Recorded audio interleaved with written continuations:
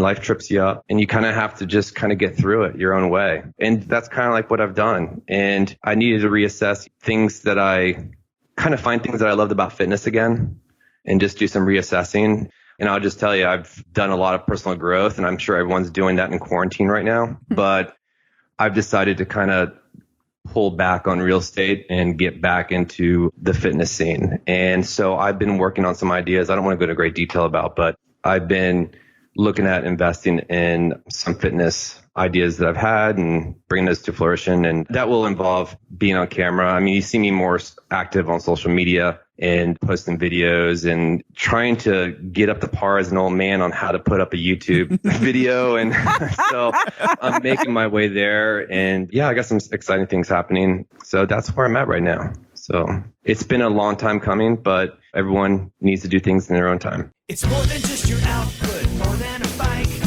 When you hear your shout out, you know it's all right. Put on your magic pants and let's go. We're cruising into the power zone. Clip in, set yourself free. Come on and take a ride with me. Know what you need to know and what's it all about. Everything you need, it's on the Clip Out.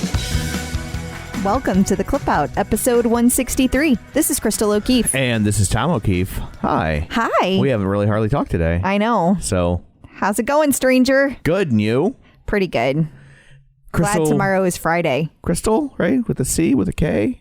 It's still a C. Okay. Yeah. Just checking. Thanks for checking. Yeah. Still have an apostrophe in your last name? Yeah, do you? I'll double check. So now that we got all the romantic stuff out of the way, what do you have in store for people? Oh my gosh. What a week it's been. There's all kinds of stuff happening, guys. Like just tons. There's Roku, accessibility, instructors back in the studio, Peloton looking at tempo. Just stuff after stuff after stuff. It is a busy week. Yeah. Well, then I guess we should just get right to it, right? I think we should. Well, not right to it. Well, no, because you have to do the shameless plugs. Right. First, we have to shamelessly plug shamelessly something. So don't forget, you can find us on Apple Podcasts, Spotify, Google Play, wherever you get your podcasts. You can find us. While you're there, be sure and subscribe so you never miss an episode. And you can also, if you would be so kind, leave us a review. We have a new review. Woo-hoo! It is from number 128. That's what it says. Okay. So I'm curious now. They say, a must if you love Peloton or wonder why everyone else does. I found this podcast totally by accident when searching my podcast app for anything I could find about Jen or Christine. Can you guess who my favorites are? What a lucky accident. I was instantly drawn in by the chemistry between Crystal and Tom and Crystal's adorable laugh, which you just gave to them. Aww. And have been coming back faithfully ever since. What an incredible balance of real, informed, trustworthy news, humor, and genuine love and respect for Peloton and the community that makes it what it is. I never leave not amazed by the individuals you interview. What an amazing thing we're all part of because of amazing people. Thank you for doing this and doing it so well. So thank you very much. Well, thank you. So we would love to read your review if it's nice. So go on over there and do that. And of course, you can find us on Facebook, facebook.com/theclipout. While you're there, like the page, join the group. It's just a great way to stay up to date on things throughout the week. And you can sign up for our newsletter at theclipout.com and have all the links and pictures and videos and stuff delivered directly to your inbox in a concise format so you don't got to go hunting for it. Ta-da. That was a lot, Tom. Thank you. So there's all of that. Let's dig in, shall we? We shall. Breaking news. The Peloton Roku app, long rumored, has finally arrived. Finally. It arrived in the U.S. today, which is Wednesday, July 1st. It will be arriving in Canada on July 2nd and the UK. Maybe it was in the Canada today. No, Sorry. It was Canada and UK on the 2nd. Okay. So that's pretty exciting. Well, so the good news is Roku is working. Bad news is I couldn't get it to load on the TV.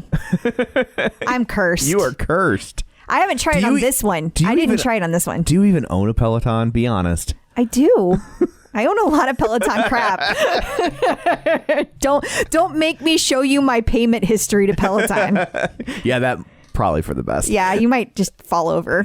So, but this is great for people that want to be able to access a lot of the non-bike stuff. You know, it does a lot of things because even if you have a bike, let's say you're traveling and you have the ability to be on a spin bike, you know, you can still take the classes then. So it does a lot. And it also is great for people who might use the app all the time. Maybe they don't use a bike, like a Peloton bike. They're using like a Sunny or something like that.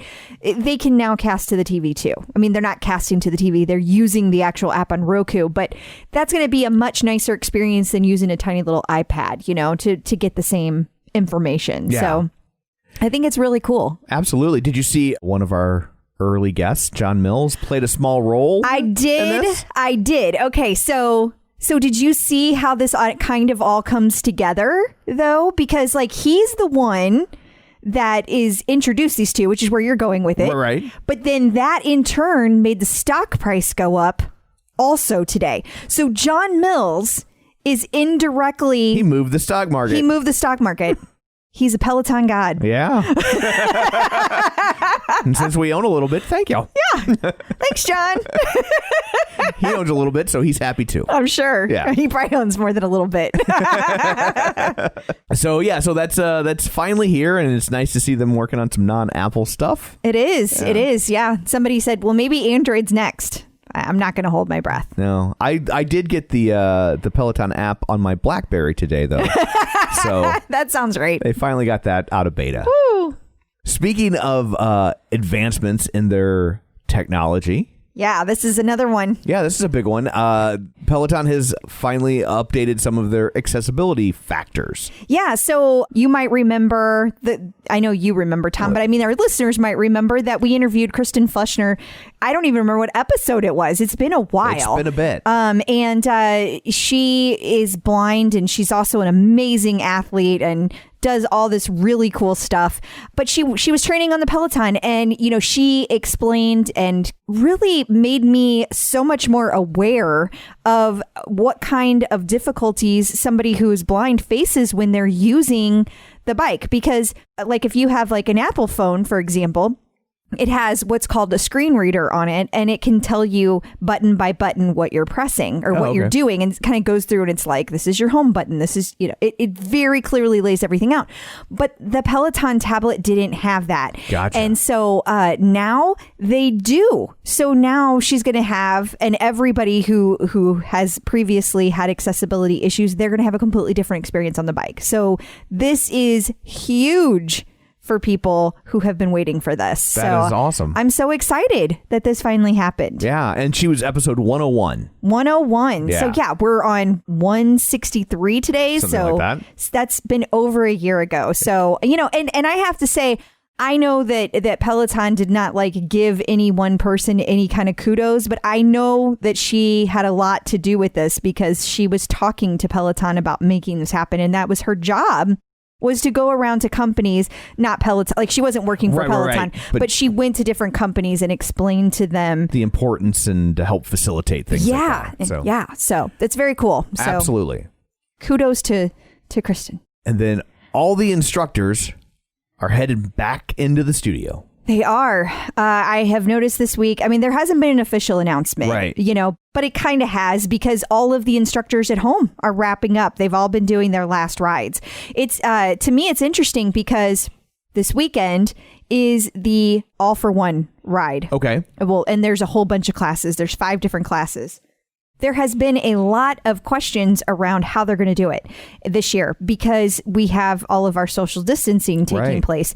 They're on-demand classes, so I don't know when they were filmed. None of us know when they were filmed, but they could have done it with just like 2 people in the room, kept them 6 feet apart, etc. They should have done it like some of those viral videos that were going around, like with the stunt coordinators where they punch the camera and the next person would take the dive and then get up and kick. And maybe they did. For all we know, we don't know yet because they don't start filming until tomorrow. So by the time people hear this, it will have already happened, and we will know. But right now, we don't know.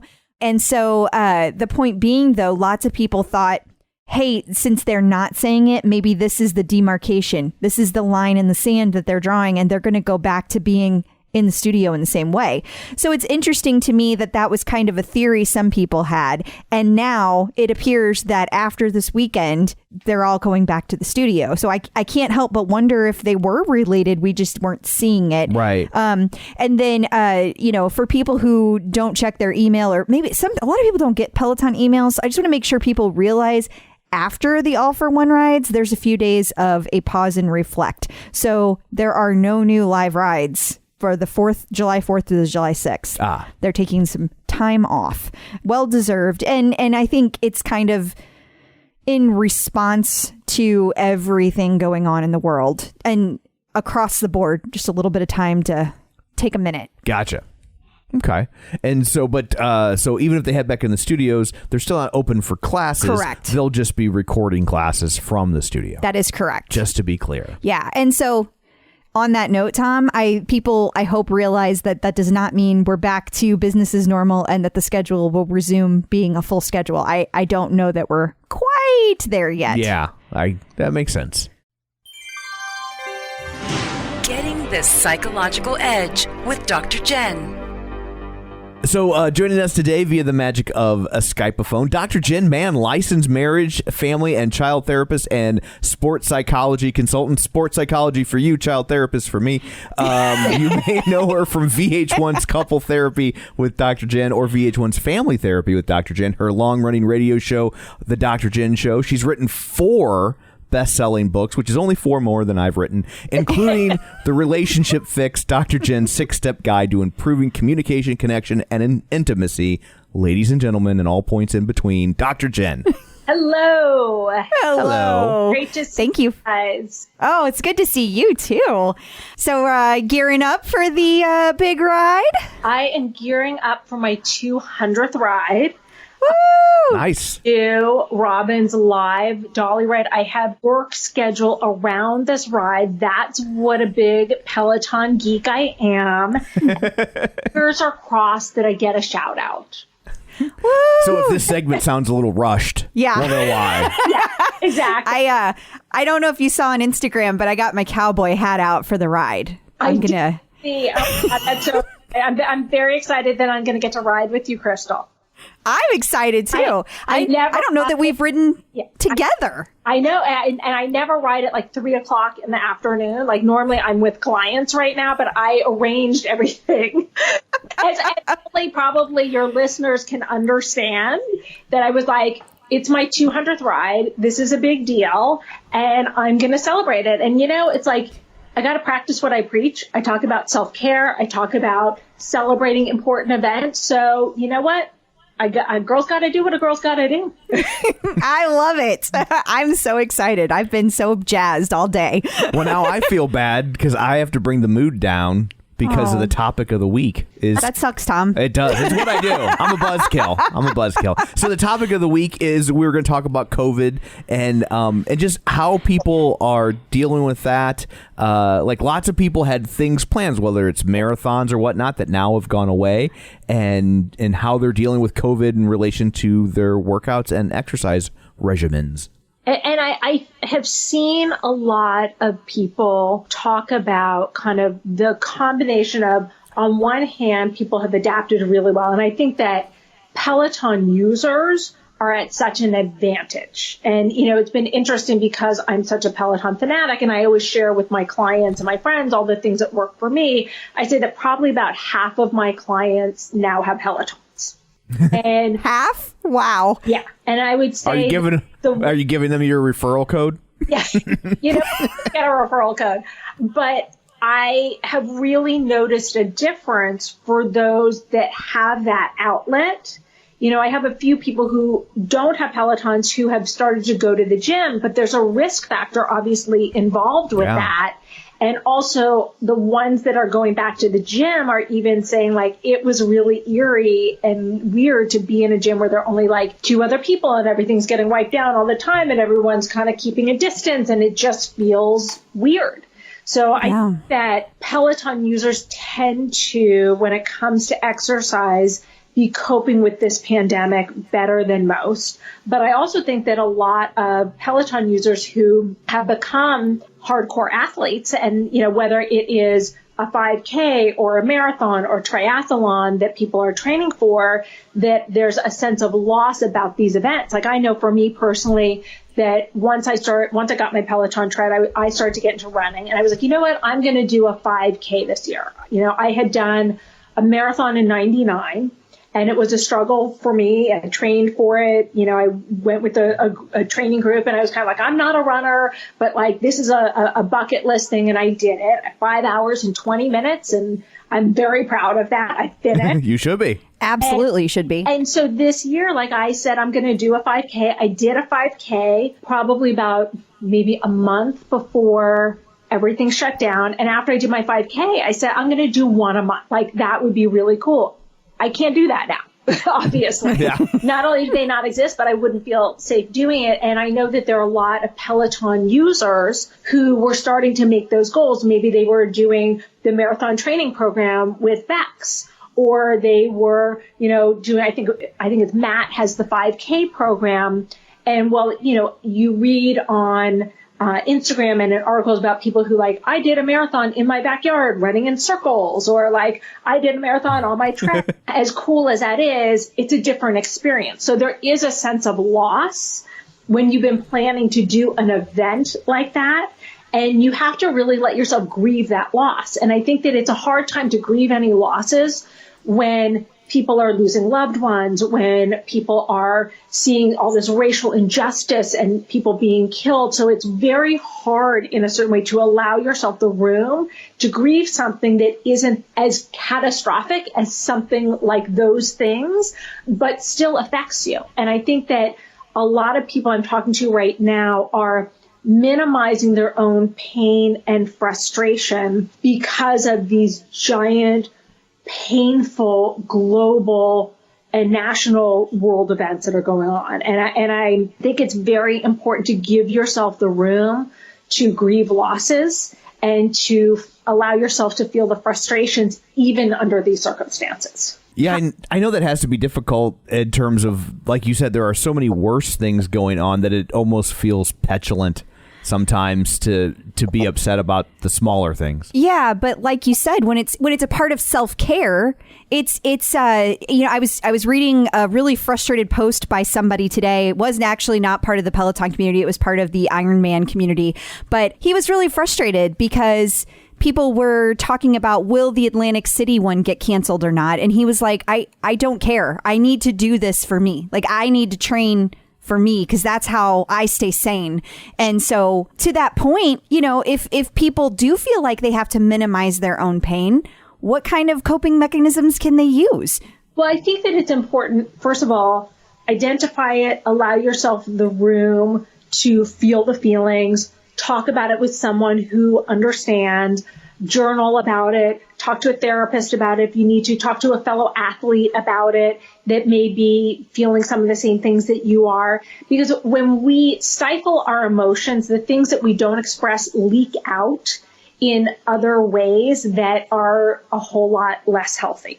So it is important to give yourself the room to do that. And on the topic of COVID and athletes, I saw a very interesting post. It was on a running Instagram profile that I follow that was out of the UK, where they shared a story about someone a marathoner who got COVID and then recovered from it, but had lung damage, and was talking about her frustrations starting to run again. And there was a whole string of runners who were saying hey, I ran triathlons and now I'm struggling to do a 5K. Hey, I did marathons. I can barely make it around the block. This has been really hard. And people kind of commiserating and sharing their experiences. And I think that, right now, where we are at the time of this recording, is that a lot of people kind of were like, hey, I'm tired of the virus, so I'm done with it, and started going out. And now the numbers are rising. And we are now seeing,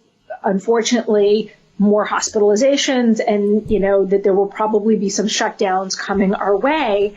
and that there are a lot of people who said, oh, you know what, I'm in the right age group. If I get it, I'll recover. But what I think a lot of people didn't realize is particularly important to this community is that it's not, besides the fact that it's not just about you, it's about who you spread it to, but also that you can be in the right age group, you can be an athlete, you can be healthy, but this can hurt you for the long term. I have a friend in New York who got it and who has lung damage, who was healthy in her early 40s, you know, never had any health risks and is still recovering from it.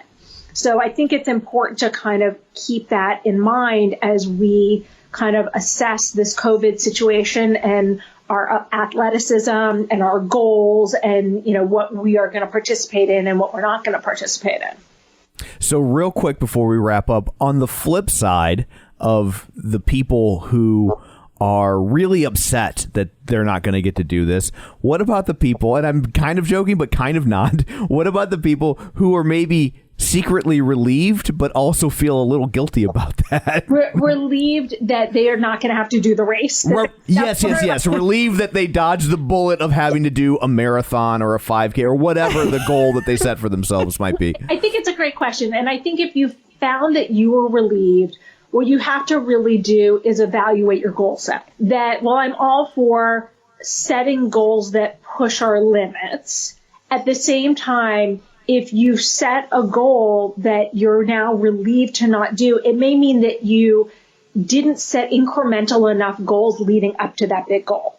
You know, in order to do a marathon, I'd rather see someone like when I've studied goal setting, and there's a whole psychology behind goal setting. Everything that I've ever read says set small, manageable goals. That you want to have the experience over and over again of keeping your commitment to yourself, because that changes your self-concept and you start to associate yourself with being someone who meets all of the goals that they set and keeps their commitment to themselves. So if you're someone who's relieved, it's time to change your goal. To say like, okay, I was planning to run a marathon, but instead, you know what, I'm going to make a goal to run a 5K when this is over. I'm going to train for that. And that if you start to go, you know what, that may be too easy. Okay, I'm going to move that to a 10K, to make it incremental, to not just shoot for a marathon or a triathlon or to go that far, but instead to do something that is more in keeping with where you are in terms of your fitness level. That's fabulous advice. That is excellent advice. So before we go, let people know where they can find you. People can find me on Instagram, Twitter, Snapchat, and Facebook at Dr. Jen Man, 2 N's on Jen, 2 N's on Man, and actually also on TikTok, believe it or not. TikTok, there's a period between the doctor and Jen Man, 2 N's on Jen, 2 N's on Man.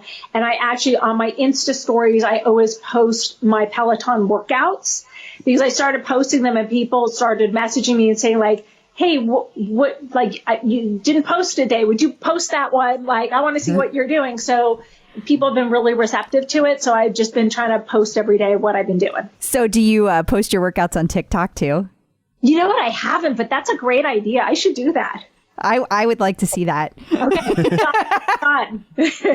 Oh, no, never. I think it's great. Yeah, I'm going to start doing that. I love it.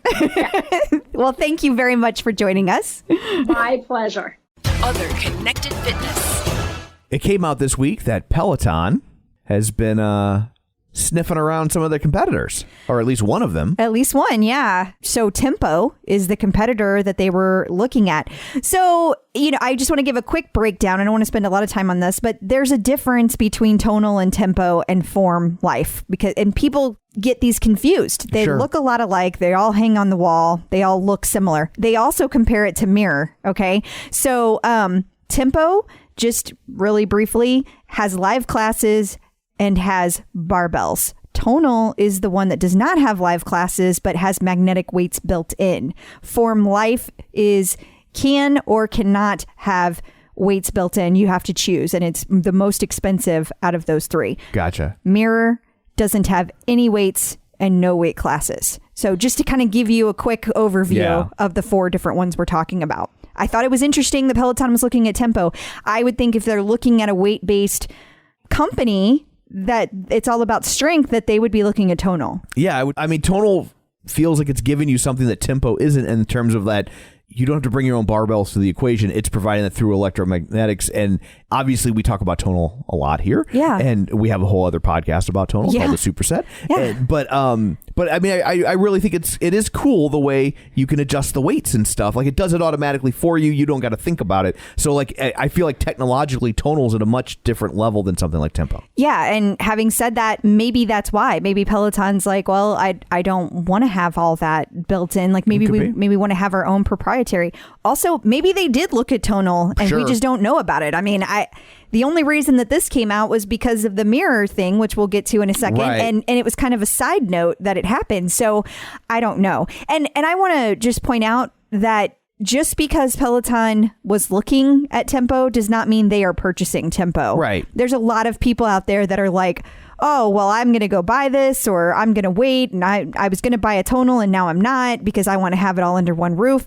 Well, hold your horses, because we don't know that that's going to happen. Yeah. I would say that it's going to be a while before we know whether it is or it isn't. Yeah, stuff like that can take years. On a totally different field, but I remember Disney was flirting with buying Jim Henson and the Muppets for, I mean, close to a decade before that finally finalized. So, whoa, that's a long time. Yeah. And then that kind of was discovered under the other umbrella of the story of Lululemon acquiring Mirror. Yeah, $500 million just kind of out of nowhere. Yeah. Yeah. And, again, kudos to John Mills. He has a lot of good information. He was posting about that I don't remember the whole background, so forgive me, but it was something about Lululemon. There was some kind of slide deck that he came across, and they talked about why they made the purchase that they made. And it was something to the effect of that, like, they can grow their ambassadors through this program, right? Because they're in front of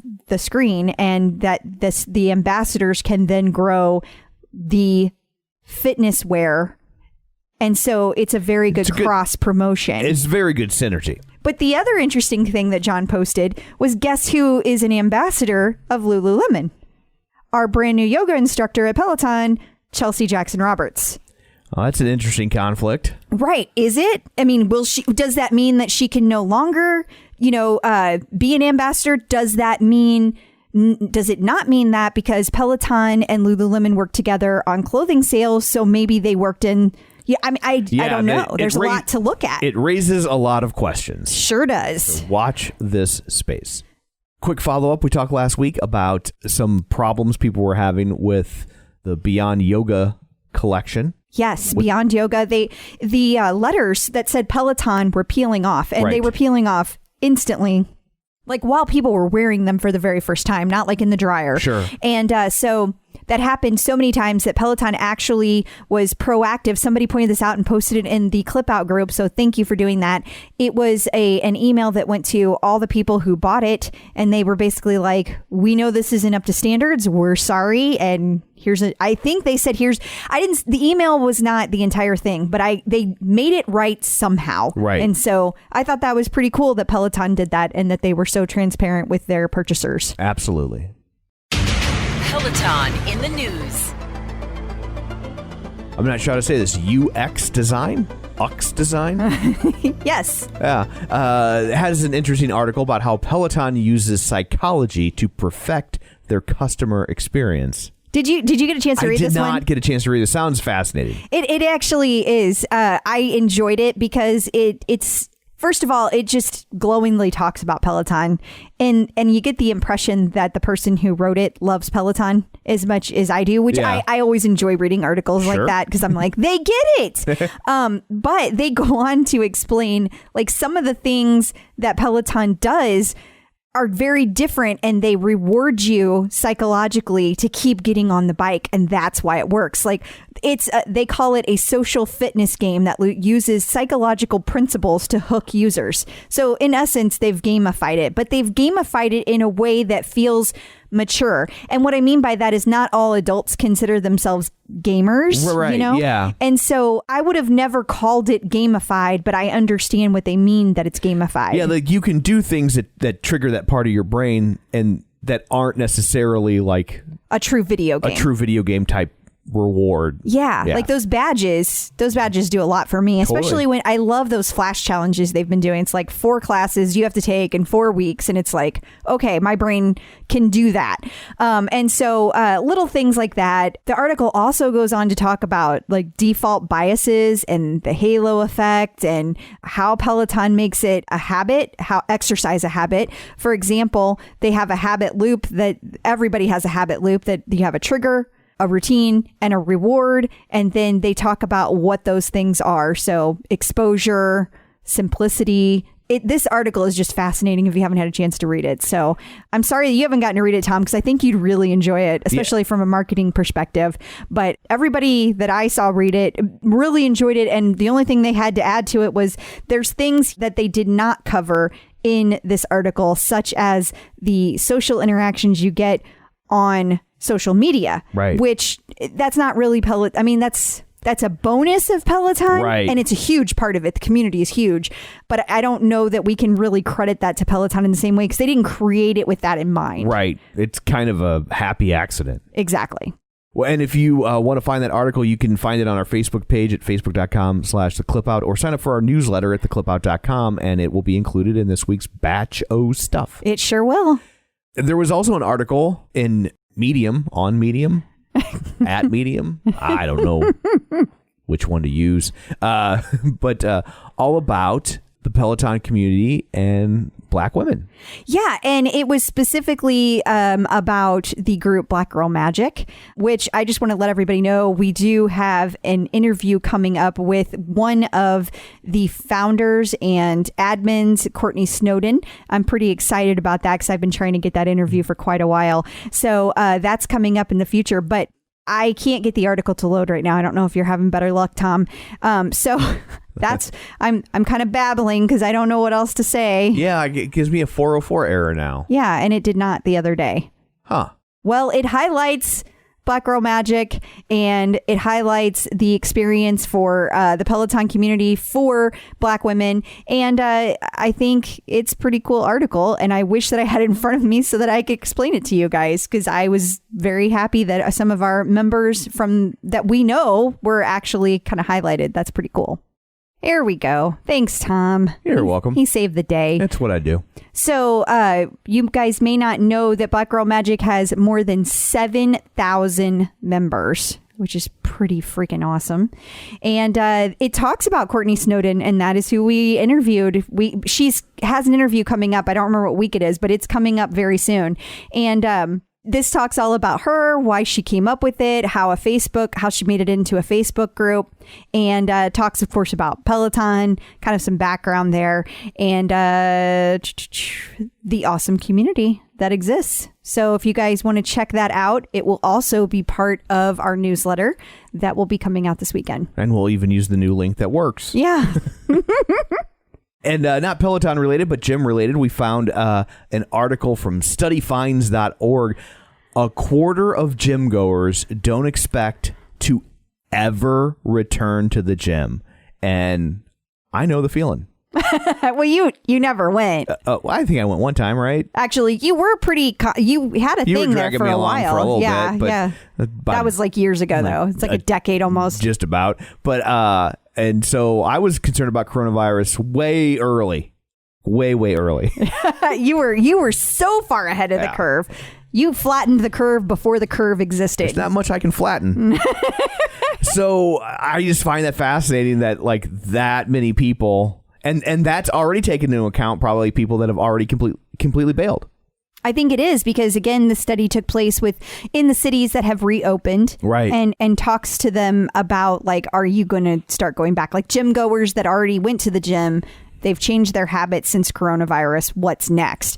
And yeah, it's I feel like this is pretty interesting. And I think I saw another gym close this week. It wasn't local and it wasn't a chain that I was familiar with, but another chain closed this week. So I think we're just going to continue to see this entire industry shrinking. And I also think that, like, when you see Lululemon buy Mirror, I think we're going to start seeing a bunch of that too. Yeah.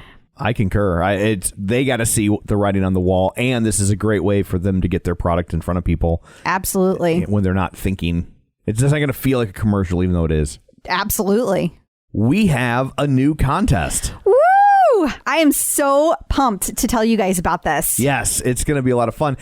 So we have a chance for you to win another piece of equipment. This time, The Fight Camp system. how about that? You could win a whole Fight Camp setup. So you'd get the bag and the gloves and the trackers and a year's membership. An entire year. Yeah. And all you got to do is go to theclipout.com/fightcamp and do a little contest. It's going to be similar to the last contest we did. There'll be a question that you have to answer, and you might have to go to their YouTube channel or their webpage or whatnot and do a little digging, and then you plug in that answer, and we'll have some extra ways for you to get extra entries, and you could be walking away with a brand spanking new Fight Camp setup all of your own.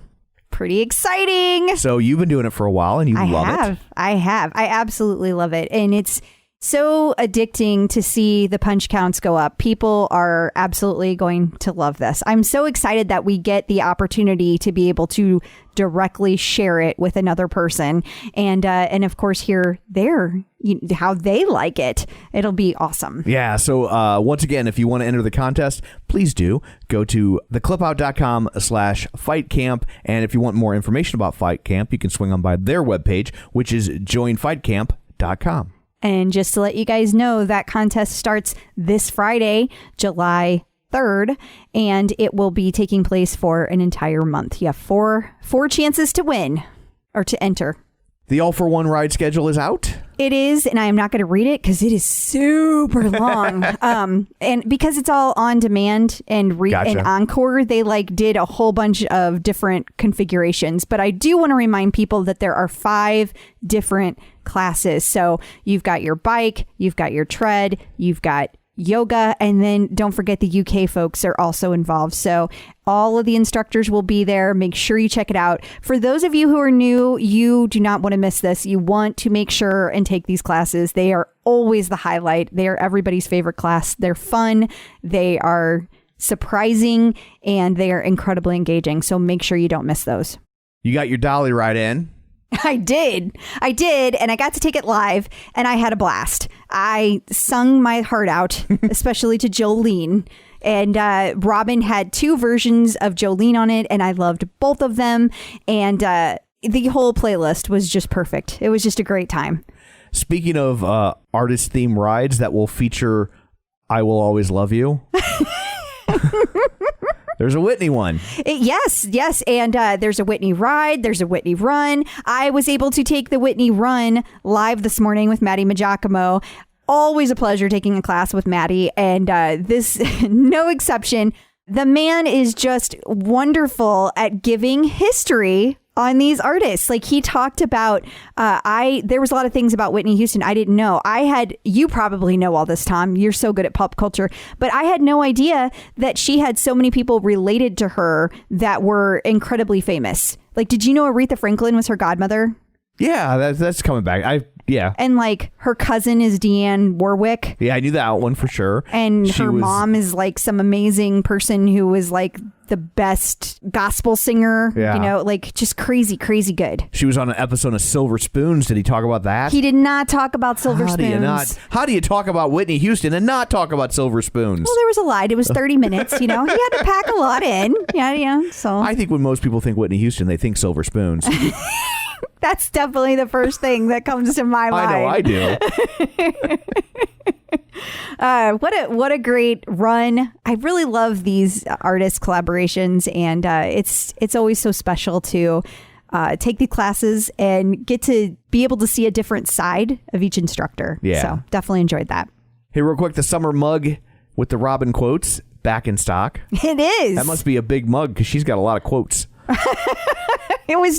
There's just one quote on it. It must be one of those 64-ounce tumblers. It was only one quote. And it was, you didn't wake up this morning to be mediocre. Oh, but I did. Well, that's why you don't get to ride with Robin, because she only rides with royalty. And I also don't drink coffee. So there's that. So it makes sense that this has nothing to do with me. Canada Day was earlier this week. It's as we're recording this, right? It's today? I don't know. They posted it several days ago. I thought Canada Day is today, but there is a Canada collection. Yes. That came out. There is. Peloton had a special capsule collection for Canada featuring the different provinces and locations in Canada. And my understanding is you can only get them in Canada. Like, you can't buy them from the U.S. and have them shipped here because they don't, like, just like we don't ship the U.S. stuff to Canada, they also don't ship the Canada stuff to the U.S. So you're going to have to go on eBay.ca. Don't you worry, I've got sources. I have no doubt. I can't wait to see you in leggings that feature John Candy. This was just a capsule collection for shirts. They were pullovers specifically. Checking in with the Peloton community. So joining us today via the magic of Skype-a-phone is a former Marine, and he's worked at Flywheel and a little something called Peloton. Former Peloton instructor extraordinaire. Ladies and gentlemen, Stephen Little. Hey. Hey. What's up, guys? How are you doing today? Good. I feel like this has probably been the longest try to get an interview that I've ever had. I can imagine. You know, you can only dodge it for so long, I guess. But I'm glad to be here today. So thanks. She wears you down. That's all right. I got no complaints. Wow, it's crazy to hear your voice again. I used to take so many classes with you at Peloton, and so it's great to hear your voice again. And how are you doing? How's everything going? Everything's going really good. I'm in Florida. I've been here for less than a year. There's been a large transition. So I wanted to, after being in New York for 20 years and leaving Peloton and going through divorce, I decided to kind of just start fresh and just kind of gather myself and just kind of do some internal growth. So I grew up in Tampa. So I came down here and I've been here for, like I said, for less than a year. I've enjoyed it. It's a little bit more quiet than I remember. So yeah, it's an adjustment, but I don't know, it may be short-lived and there might be some opportunity in the future for moving and starting some new stuff. So we'll see. Okay. Awesome. So how did you originally end up at Peloton? So John Foley and his wife used to took my classes and at Flywheel. And my mentor, not just Ruth Zuckerman, but Marion Roman actually trained me in the Hamptons and at a studio called Ride the Zone. And I stayed in contact with her. And Marion actually was the original manager and director of content. And she approached me originally as to come in town and do like a part-time kind of a couple runs just to see if I wanted to come in town and have like a weekend vacation and teach a few classes. And one of those things when the concept of Peloton first came out, it was basically the idea of bringing a community together and immersing someone into a class from a remote location on camera was like, I don't know about this. And Sure. So I wanted to learn more about it. And I flew into New York and I talked to John and Mary and they sat down with me. And John Foley, obviously, you know, he can sell you on stuff and he did a very good job. And you know, I really did believe in the concept after talking to him and Marion, and I saw the growth and the opportunity. And when I believe in something and I hear something that I feel really good about, then I jump on it. So I confront them about, say, hey, why don't I just move here full time? And I was actually in Vermont at the time, and it just worked out. And they offered me a full time gig, and I came on board shortly after they kind of started. And you know, you can see where they are today. Absolutely. So when Foley tells that story about coming up with the idea for Peloton while he was on a flywheel or in a flywheel class, it could have very well been your class. Oh, I've never had that conversation with him, so I'm not sure.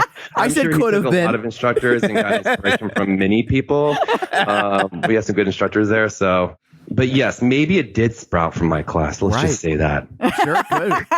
And, and it might not even be. Here's the thing: it might not even be a compliment. It could be like, I wish this guy was a little further away from me. There you go. So I'm just curious. So you take a full-time job at Peloton, and it's easy to look back with 2020 hindsight and be like, well, of course, who would say no to that? But at that point in time, that was a leap of faith on your part, right? Yeah. And I think that John wanted to bring in people who had, he had his vision, and I think he wanted people who saw that vision, and I did. And along with a lot of other great instructors and a lot of tech people, and he's put together a great team. And you've seen what they've done, and the back end, the customer service. I mean, everything I just couldn't imagine how many people were implemented in a way that are so important for the success of that company. So I was a very small part of that. There's a lot of people there. And I think that, he brought all these people that basically saw his vision. So I was lucky. It was a great opportunity, and I would do it all over again. I have no regrets. And yeah, it was a great experience. That's awesome to hear. So career-wise, what have you been up to since you left Peloton? When I left Peloton, there was some personal growth, as well as there were some things in my life that I need to work on with my marriage. And, I was in a process of leaving that marriage. And I think that my life is, like everyone else's, is kind of like, you kind of have to reassess. And I think that's what I like to say that I've been doing. I've been reassessing. And initially I started doing the power body workout and doing content that way. And I think that was a good start. And I think I just needed to reassess and see how I was going to come back into the fold of doing online content. I'll just be honest with you. It wasn't until recently. I mean, everyone knows that I've moved to Florida and I'm doing real estate, and everyone's like, what the and what are you doing in real estate? And divorce puts you through, it's not something I ever thought. I don't think anybody goes in there and thinks that it's something that will happen. And the reality is life happens, and life trips you up, and you kind of have to just kind of get through it your own way. And that's kind of like what I've done. And I needed to reassess things that I kind of find things that I loved about fitness again, and just do some reassessing. And so I've recently, and I'll just tell you, I've done a lot of personal growth, and I'm sure everyone's doing that in quarantine right now, but I've decided to kind of pull back on real estate and get back into the fitness scene. And so I've been working on some ideas I don't want to go into great detail about, but I've been looking at investing in some fitness ideas that I've had and bringing those to fruition. And that will involve being on camera. I mean, you see me more active on social media and posting videos and trying to get up to par as an old man on how to put up a YouTube video. And so I'm making my way there. And yeah, I got some exciting things happening. So that's where I'm at right now. So it's been a long time coming, but everyone needs to do things in their own time. Well, I remember that you used to say in your classes at Peloton all the time that you had to pivot when things didn't go the way you had planned. You had to pivot. Yeah. I've been in the fitness industry for over 10 years. Peloton was my second startup. I've seen where fitness has been. I've seen how it's changed. I've seen where it's going. And I think after a certain amount of time, I just needed a little bit of a break. And some people look at it like, oh my God, you left Peloton. And I see what it's become, and I see where the instructors are, and I'm very happy for them, and I'm proud of them, and I'm proud to have worked with them, and I'm really happy for them. But I needed to kind of reassess my life. And as much as I love being there for everyone and and helping people, I love to help people. I mean, it's like, look at the Marines like that, and I look at a lot of things I've done, and I enjoy helping people. And I think that I needed to work on myself, and I needed to step back, and I've learned a lot since then. And, I kind of I got off the social media for 6 months and kind of just got into my own space. Like you said, I pivoted. And so I appreciate everyone's like, are you okay? And I'm like, all right, I'm not standing on top of a building, going to jump off. Everyone was so dramatic, and I guess people were rightfully, they were concerned because they care, and that feels really good. And yes, I'm okay. I mean, I grew up with so much, like anybody, we've all been through some and storms, and we ride the wave and we get through it. And I just don't do it on social media. I just don't do it in where everyone can see. And, it's like, I feel like I'm an open book, but I kind of just do my own thing. And so that's pretty much it. I remember that it was a very dramatic exit. And I think that's why people were asking you so many questions too. I mean, it was from a person who rides at home. From our vantage point, we feel like we know you. We feel like we hang out with you every day when we're on the bike. And so from our vantage point, it was such just a sudden change that I think people also just wanted to make sure that you were okay for that reason. You know, they feel like they know you, they're part of your life. Yeah, it's funny. It's a lot of people reached out, and I totally get it. I totally understand. And I was someone who was I did my best to walk in there every day. And I never got on the bike, knew what I was going to say. The only thing that I knew is what I kind of formatted as far as like the RPM and the heart rate training, what zone we were training in, and the RPM in my head, and how long we're going to hold it, and what we're going to do with the heart rates, and what we're going to do with resistance. And it just kind of flowed. And in everything I set up there, it was me. It was just things that would happen in my life. And I think that I got really used to doing that and really like talking about my life, and people responded to it, and they liked it, and I enjoyed it, and I was just being me. And the one thing I think I want everyone to understand is that everyone's like, on social media, you like have all these pictures and everything looks so great. And I'm like, yeah, well, it's like, I'm not up there, stopping my life and say, okay, we're about to have a fight. Let me grab my camera. Let's record this so people can see this part of our lives. And we post good stuff. And there's, I think I talked about the stuff that can be bad sometimes. And, there's other sides of it that we all go through, and we don't always project that. So I know that people were really concerned, and, I know it probably didn't go the smoothest for a transition. It's a growing company, a lot of communication, and it's just one of those things that took some time. And I'm sorry. I'm really appreciative that everyone, I'm sorry they went through that, but I hope that they understand, and I appreciate their support. Boy, it's funny when you talk about people that are surprised that like your social media doesn't reflect that kind of. I'm like, what the hell must their Facebook page look like? I mean, what Peloton was to me was engaging and changing people's lives, and I love that. And I loved talking to people, and I love interacting, and I love the people when they come to the studio, and I love to put a face to the name, and basically a face to their avatar. People always come up and they'd be like, my name is so-and-so. And I'm like, okay, like I know you. And they're like, you have a different screen name, and everyone's picture's different. But I always enjoyed like kind of catching up with people and like, oh yeah, that's true. I remember. And just talking to people, and I missed that. That was great.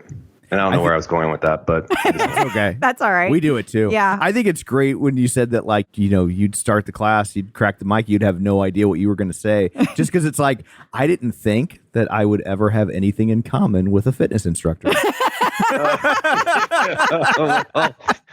If I get cut, I bleed like everyone else. Yeah. I try to bring humor, and I think that's who I am. I'm trying to be funny, and I have a very dry sense of humor, and unfortunately, it probably doesn't come across on Facebook. But I like to poke at people sometime when they post stupid shit. I try to be sarcastic and stuff. But yeah, I like to have fun, and I know how I can be as an instructor and how challenging you can make a class, but trying to make light and bond together in a common circumstance. And when things are getting hard, it's nice to, I don't know, it's like stop all of a sudden and just say something funny or something like that, trying to distract people or call out their names or whatever the case. So, yeah.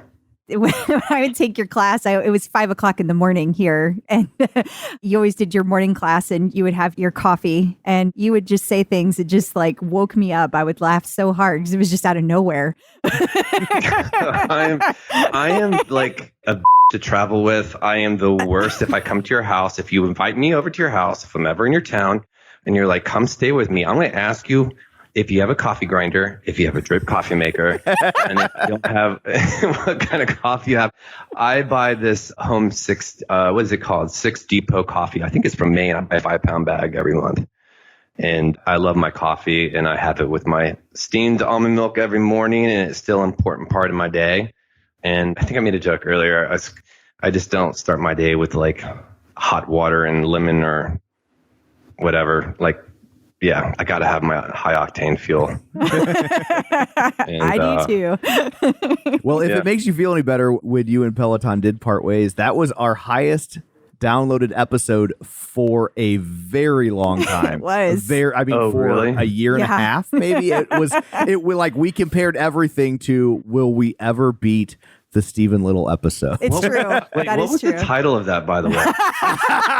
Wait, go ahead, Steven. What was the title of that? It was funny, actually. So, well, thank you. I write the titles, and I've always been kind of bummed out by that title because I don't know that I'll ever top it. And it was Stephen Little chucks Peloton in the bucket. In the bucket. That's right. Oh my god, that was classic. That was I mean, that had kind of like, I didn't want people to take that the wrong way, but I just thought it was funny because you took a quote that I used. Totally. Yeah. And No, I didn't mind. It was good. It was funny. Well, I'm glad that you took it in the spirit it was intended because Yes. I did. I remember having the conversation with Crystal about it because we were like, "Oh, is this too much?" And I was just like, "But like that's how he is." Yeah, because that's what you would say all the time. I'm like, that's it's his saying, and like that seems like who he is, and and it should also show you how much Crystal took your rides because I don't. Yeah, he doesn't ride at all. So for him to know what you say on a ride. I like to know what I say when I ride. I don't like you guys. People reach out to me like, you said this. And I'm like, I have no clue what I say when I'm up there. It just comes out. When I think of rides with you, I think of a Hello Kitty mug and chuck it in the bucket and crickets. Crickets. Oh my God. I think Tina Marshall reached out to me about investing in a grasshopper farm or something like that. I was like, this is like, but now it's not cricket protein. It is veggie based protein. So I've grown past the cricket farm in the bug's life. Oh my God. Yeah, the only crickets around here are when I tell a joke that doesn't land. Yeah. Oh, well, that happens to me daily. So, no. So backing up even before Peloton, you talk in your bio about struggling with your weight as a child. That seems like a road because you don't look like you would have struggled with your weight. Yeah, I'll have to send you some pictures maybe sometime. I believe you. Like I wasn't. Yeah, I grew up in the South. I have family in Mississippi and Alabama. One of my grandfathers had I think everyone knows, some people know this. One grandparent had a shrimping boat. The other one had a catfish farm. And it was a lot of fried food, fried okra, and ice cream on homemade apple pie. And I basically came home one summer after spending a couple months with my grandparents, and my mom freaked out and saw how much weight I gained, and it was just a downward spiral. But I ate my depression. And I don't even know if I've talked much about my private life. I don't know how much time you have, but I grew up in a very divorced family, and I had a stepfather who was a dentist, and it was, it wasn't the best scene. And I was an ugly duckling who got picked on, and I was very heavy, and I was very insecure, and I went through a really rough time. But I was always in like the John Wayne movies, and I would sit in front of a TV and get fatty and ice cream. But I was watching John Wayne, I was watching military stuff. I was really into it, and I wanted to join the military, and I wanted to be a pilot and join the Navy at first, but I couldn't do that because of my eyesight. And I remember walking out of the recruiting station, and the Marine guy just chased me down and pretty much started talking to me. And the fact is that I had to lose weight. And in order to I couldn't even do 3 pull-ups. I couldn't do sit-ups. I mean, I couldn't do 1 freaking pull-up. And I had to fight just to get into the Marines. And I would run. I would eat, I was eating white rice, tuna, peas and carrots, just stuff like I can't touch too much now, but yeah, and I ran 3 miles like almost every day, and I lost the weight to where I could get in and train to do those 3 pull-ups. And so I think that's where the fight kind of started. It wasn't just physical, it was mental, and I grew up it was pretty tough growing up. I mean, Peloton isn't my greatest moment in my life. The Marines was. And I love Peloton. I always will. And I will treasure everyone who's ever been a part of my life. And that includes you guys, everyone out there. But the Marine Corps was the best thing that ever happened. And that's really where the fight kind of kicked in. And that's where I grew so much. And I was with people from all over the world, white, black, brown, all different types of people, walks of life, rich, wealthy, poor, and just coming together. And in a way that you just relied on each other, and that team camaraderie. And you can relate that to the crew, the Peloton crew. You can relate that to a lot of different things, but it's coming together for a common cause, no matter your walk of life. I mean, Don't get me wrong. There's drama in the world. I get that. But at the end of the day, you're kind of fighting for a common cause.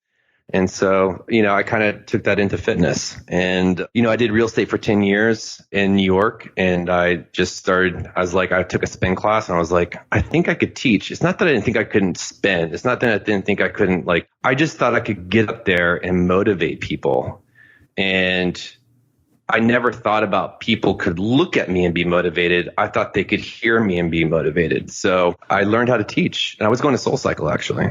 There was 2 locations, the Hamptons and the 72nd Street. And, I took all the instructors who were big at the time, and they kind of said, you should think about teaching. You should rather be one of those front row junkies and stuff. And I went and learned how to teach. And they were like, you need to go learn how to teach somewhere and get a job and then come here. And so that never happened. And there you go. I worked for Marion at Ride the Zone and Flywheel and then Peloton.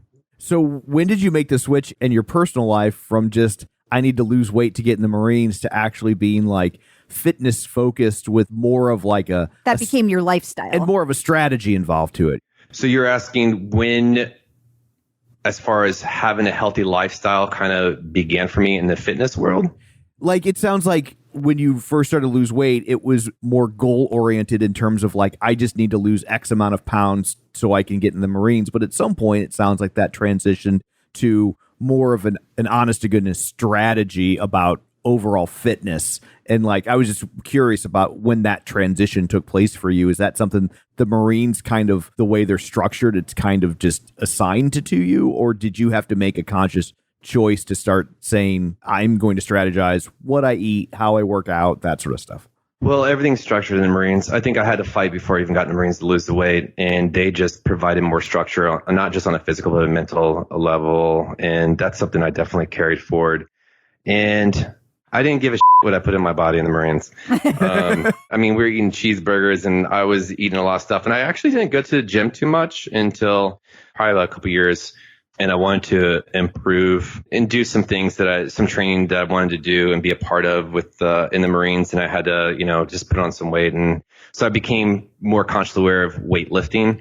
I would say that the Marines definitely gave me the will to structure and to accomplish the goals as far as how I incorporate my healthy approach and my healthy lifestyle as far as food and everything. That kind of took place with the whole fitness movement and kind of in the city. So it wasn't what it is now. There wasn't a gym on every corner in the city. There wasn't a lot of studios. There was SoulCycle, and that was it. Maybe another boutique like Ride the Zone. That was it. And it just, I was in New York for 20 years, and I saw how fitness just grew, and people started coming up to me when I was at Flywheel, actually. And people would come up to me and say, oh, you're good. You're a good instructor. You're not bad. And I remember I had some people come up to me. And in fact, one of them, Ivanka Trump, took my class. No judgment. Don't put politics aside.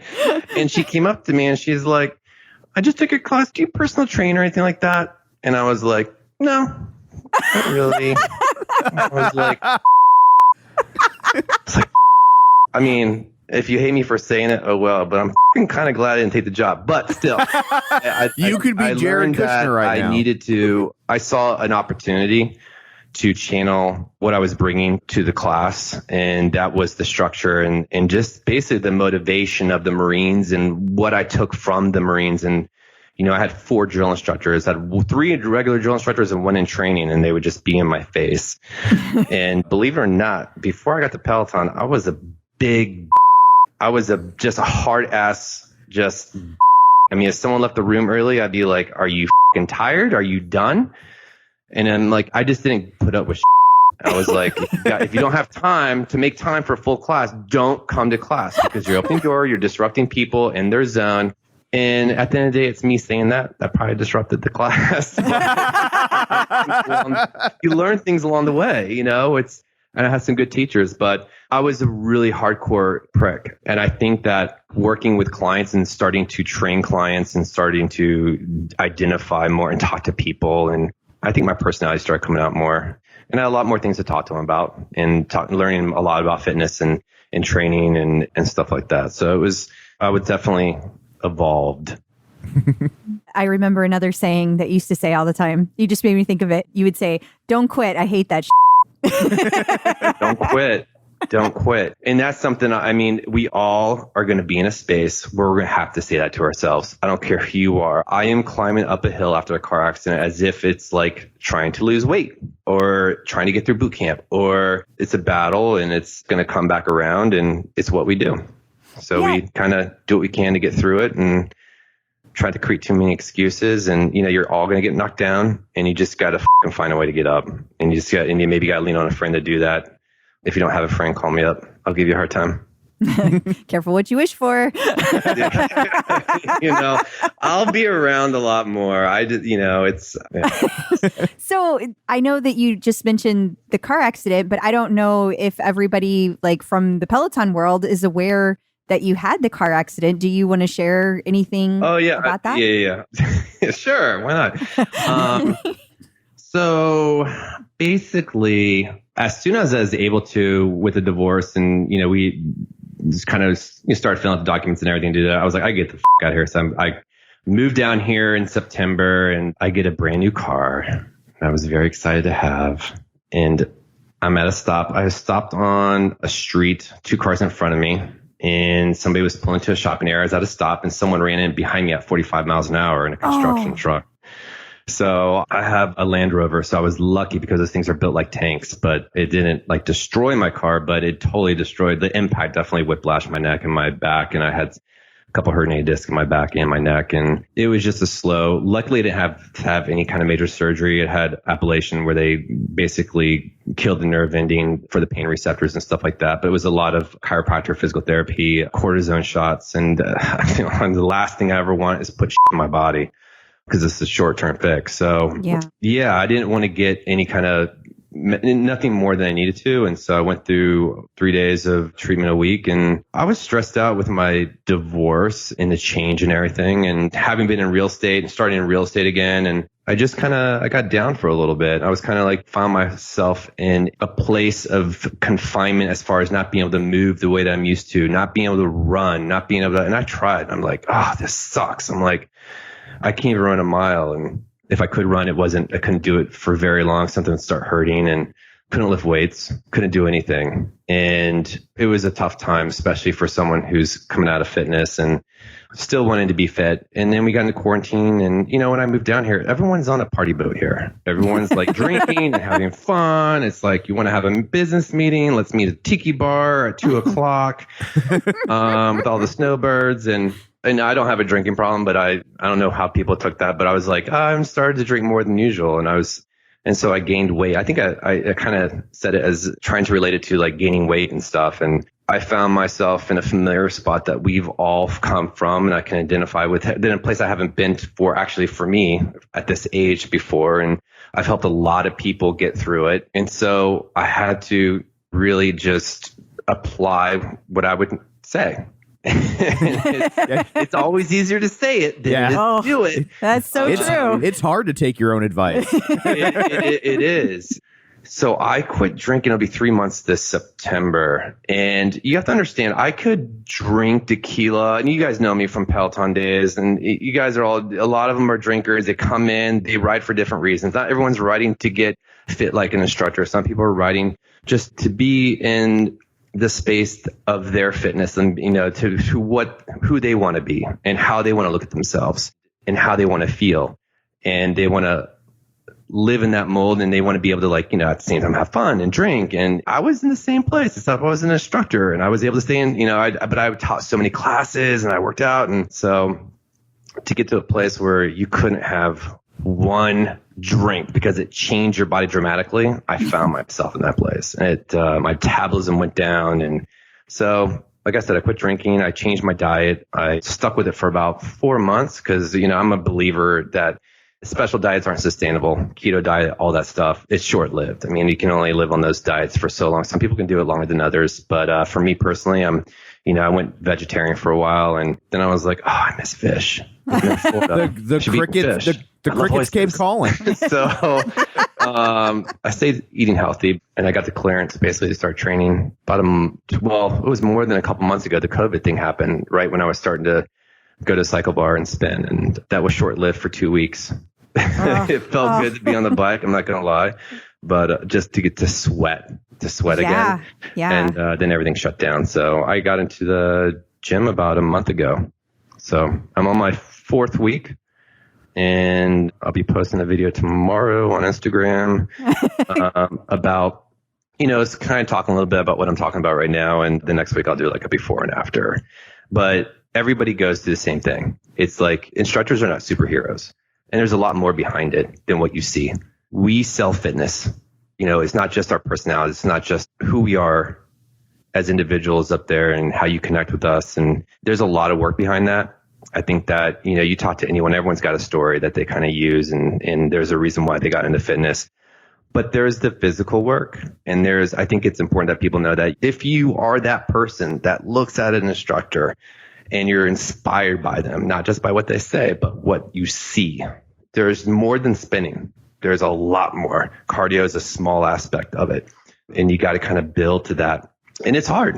And I'm having to build to that level again. I'm having to look like an instructor again. And so I'm starting from scratch just like everyone else. And I got to tell you, it is hard as but it's possible. So do you follow, do you just kind of make up a program? I always wonder that about instructors. Do you just kind of follow whatever you feel like you should do? Do you follow other people's programs? How does that work? So I put together my own program. So basically I'm in a weight, I'm trying to gain muscle mass. So muscle burns fat, not just cardio. I mean, there's a lot of aspects to how you burn fat, and I'm not going to go into all of them, but as we all know, muscle burns fat. So if I don't have muscle, this is one of the reasons but when you drink, you break down your muscle tissue, and it's very hard to build that up if you don't train a certain way. You have to go and you have to lift heavy. You have to take long breaks. You have to you have to spend some time in the gym. And then your body usually acclimatizes to a workout within 3 to 4 weeks, and you have to switch it up and go more towards the strength training aspect. You have to switch up the equipment that you use. You should never continue down the same path repetitively. I'm not talking about cardio. I'm not talking about biking. I'm not talking about running. It's all about how your body responds to TRX, how it responds to dumbbells, how it responds to barbells, how it responds to kettlebells, how does it respond to everything that is not your spin bike or your treadmill. And those things, you need to switch those things up. You have to change the environment. You want to keep your body guessing and getting stronger or maintaining a strength. So it's a lot of self-awareness. So I don't stick with a program for more than 3 to 4 weeks, and I'll switch it up. I'm not working with kettlebells right now. I will move over to kettlebells. I was doing body weight training and TRX a little bit outside, but that is not going to give me the gains that I want. That is not going to get me into the shape that I know I'm capable of getting in. So right now it's low reps, high volume, lots of rest in between, and then I'll switch that up, and I'll probably start cardio hopefully in about a couple weeks. Any kind of cardio in particular? Nope. I don't see myself. I don't know if this is you in a roundabout way to ask if I'm going to be teaching on a bike or anything like that, or no, I'm not going to be teaching on a bike anytime soon. I miss it. After Peloton, you're kind of like, it's like I have some ideas of how you could set it up so you could do it. And I know there are some instructors like for Flywheel who do Zoom, and they play it's a low production level and everything. And I think if I'm going to do video with biking, I want to do it right. And I honestly just haven't come across a company or the means in which, and the license, I have to worry about the licensing rights for music and everything. And Lord knows I can't afford a $300 million lawsuit right now. Like so 290's your max. It's something I'm not going to say I won't do again, but right now it's not on my radar. When I do start cardio, I will be running probably very short distance. I have a calf injury right now. I talked to Matt Wilpers, 2 weeks ago, kind of guided me through that. He gave me he's a great running coach. I'm telling you, he's a great running fantastic. Coach. He's a great instructor in general. Don't get me wrong. But he's a great running coach, and he gave me some great advice, and he's a good guy. And so hopefully I'll be running in a couple weeks. So well, that's exciting. Yeah. I'm sure you're eager to get back to that. I know that as much as I enjoy just how I feel after any kind of exercise, there's something about cardio that's just much better. Yeah, I mean, you release the endorphins, you feel really good, and we'll see what happens with the spinning. I may go to a cycle bar at some point, but I think right now I'll just run, and I'm going to be traveling. I'm starting to travel more. So, and I do it in my car. I don't fly, by the way. So I'm going to be traveling. I got some traveling plans coming up. And one of the things, as far as what I will tell you for what the future holds is I am looking to everyone's doing online training. Everyone's doing it. And I need to find a way to do it differently. And I have some ideas, and which will involve me traveling around. And it can involve me like coming into people's towns and engaging. I miss engaging with people in real time and having a program that people can do online as well. But I think it's something that's going to involve me doing some traveling and maybe interacting with people in real time as well. So yeah, I'm hitting the road right now with my dogs. I'm traveling around a little bit and seeing some friends and enjoying some time as I transition to a new chapter, as I leave real estate and as I get back into fitness. I'm kind of working on that transition right now. Wow. Interesting. Very curious. You're good at leaving us hanging with these questions. I think right now I need to focus on getting myself back to where I know I can be and feeling really good. And that's going to take me like 2 to 3 months. Okay. It's gonna take me like 2 to 3 months, and I'll get there. Awesome. Well, do you have any advice for people who are just starting out in fitness? Oh my God, that's such a loaded question. Why'd you ask me that? Okay, your top 3 tips. Your top 3 like tips. Someone saying, how much recovery time do I need in between sets? I'm like, I don't know. How much do you need? I'm like, how much? Like, it's where to start. If they're going to start on the Peloton bike, I think Christine was one of my favorite people who always talked. She has such a good voice, and she was the best at beginner classes. She just I would watch her classes. And so if you're on the Peloton, you're looking to start, Christine has a great beginner series. She's very well spoken. If you're looking to do, I think just starting with the bodyweight exercises and it depends on what you want to do. That's a loaded question. Okay. Let me say, if a person they just are not fit, they're not active, what should they do to get started with being active? They don't know where to start. Like, they just need direction. It's such a cliche. Everyone says, just move. But that's the truth. I mean, it's not knowing what their background is, their health, their conditions, and everything like that. Even like walking outside, do a walk, run, walk a quarter mile, run a quarter mile, walk a quarter mile, run a quarter mile. Do it for a few miles and just set obtainable goals and build off that. It's all about setting obtainable goals. And it includes if you're injured. It includes if you're not injured. If you can't do a push-up, start with planks, or do push-ups against the wall, or just hold a plank on your knees and eventually come to your feet and get your knees off the ground. It's all about setting obtainable goals and moving and getting out of the house, getting off the couch and interacting. If it's getting in front of a TV with a 10-minute stretch followed by a 15-minute core series or something on the Peloton app or a different app or whatever, you just got to get moving. You have to start somewhere. And if you don't set obtainable goals, that's where people just they get frustrated. They fizzle out. They get hard themselves, and it's easier to give up and they just quit. So just start small and just set realistic goals. And you set the realistic goals. Don't reach out to if someone says, hold a plank for 60 seconds. You're like, but I can't. Okay, just do what you can. Come down to your knees when you need to. Just do what you can. And just remember what you did and then build off that. If it's only for 10 seconds of that minute, come back another day and see if you can do 15 seconds or 20 seconds. And I think that's the stuff that I really like to talk about is everyone has to be mindful. You have to be mindful of your capabilities to not hurt yourself. And a lot of people it's easy to come up with excuses. It's easy to say, I have an injury. It's easy. I just think that there's people you can talk to. If you have such an injury, you need to talk to a doctor, you need to talk to a physical therapist, then go down that route. If you're just have a minor condition or anything, then work around that. And I think you just, like I said, you have to start small, think a lot. You have to be so mindful. If you're going into a gym and you're working your bicep, and you're curling that little 2 pound or 5 pound, or in my case, that 60 pound dump, just joking. If you're then I'm like, I'm curling, but my elbow hurts. You know why your elbow hurts is because you're using things you shouldn't, because you lifted too much weight. And at the same time, you're not being mindful and you're not keeping down your bicep. When you retract, you got to think bicep, retract, bicep. You have to think about what you're trying to engage, and that way you can engage it. And then you don't want to have so much resistance that you can't curl it. So always start small. Start small and build on that. When I went to lift heavy weights, I was mindful. I'm like, I need to know that I can build up in a safe way, and that the last few reps of these 8 reps I have to do is a struggle a little bit. I can get it up, but I struggle to get it up. And my first instinct is you look around the gym, you see all these people lifting these big weights. You're like, oh, I got to show face. I got to do this. I got to grab that big ass weight. No, kind of just like do a couple practice rounds, see if it's like kind of find your happy medium place and slowly build. And maybe you have to do it for an extra week to kind of find that safe place to enter. So it's all about being mindful, respect yourself, and start small and build on it. You got time. You're not going to get there tomorrow. It's going to take some time. It's like losing weight. I always tell myself when I'm struggling with that, it's like, well, I didn't get fat in a week.